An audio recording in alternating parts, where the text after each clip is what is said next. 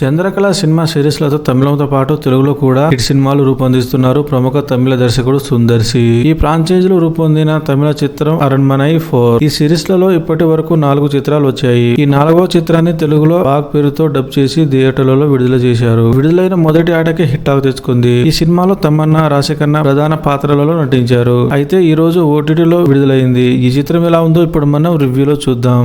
ఈ సినిమా కథ విషయానికి వస్తే సుందర్సి ఒక న్యాయవాది. ఇతని చెల్లెలు తమన్నా తనకు నచ్చిన వ్యక్తిని పెళ్లి చేసుకుంటుంది. కానీ ఈ విషయం ఇంట్లో వాళ్ళకి నచ్చదు. దీంతో తమ ఇంట్లో నుంచి వెళ్ళిపోవాలని చెబుతారు. ఇంట్లో నుంచి తమన్నా మరియు ఆమె భర్త, పిల్లలు ఇంటి నుంచి దూరంగా వెళ్లిపోయి బ్రతుకుతారు. కానీ కొన్ని రోజుల తర్వాత తమన్నా ఆత్మహత్య చేసుకుంటుంది. ఆ తర్వాత కొన్ని రోజులకి తమన్నా భర్త కూడా ఆత్మహత్య చేసుకుంటాడు. ఆ తర్వాత తమన్నా భర్త కూడా ఆత్మహత్య చేసుకుంటాడు. దీంతో న్యాయవాది అయిన సుందర్సి రంగంలోకి దిగి ఆత్మహత్య వెనుక ఉన్న మిస్టర్ ని ఛేదించాలని నిర్ణయం తీసుకుంటాడు. తమన్నా ఆత్మహత్య చేసుకునేంత పిరిగిది కాదని సుందర్సి నమ్ముతారు. ఆ తర్వాత ఏం జరిగింది? బాగ్ అనే దృష్టశక్తి ఎవరు? సుందర్సి తమన్నాను చంపిన వారిపై ప్రతీకారం తీర్చుకున్నారా లేదా? ఆ తర్వాత ఏం జరిగింది అనే విషయాలు తెలియాలంటే ఈ సినిమా ఖచ్చితంగా చూడవలసింది. ఎలా ఉందంటే, ఈ ఫ్రాంచైజీలోని సినిమాలు ప్రజలను నవ్వించడానికి మరియు వారిని భయపెట్టడానికి రూపొందించబడ్డాయి. బాగ్ కూడా అలాంటి ప్రయత్నమే. కాలానుగుణంగా రూపురేఖలు మార్చుకుంటూ మిమ్మల్ని భయపెట్టడానికి ప్రయత్నించే దృష్టశక్తి అని తప్ప ఇందులో విషయమేమీ లేదు. కామెడీ మరియు హర్రర్ అంశాలు పెద్దగా ప్రభావం చూపవు. ఇది సింపుల్ రివెంజ్ హర్రర్ కామెడీ. గతంలో ఇలాంటి సినిమాలు చాలా వరకు వచ్చాయి. అతీంద్రియ శక్తులు మరియు సెంటిమెంట్ అంశాలు చాలా కీలకంగా ఉంటాయి. ఈ సినిమా మొదటి భాగంలో వెన్నెల కిషోర్, శ్రీనివాస్ రెడ్డి, కోవై సరళ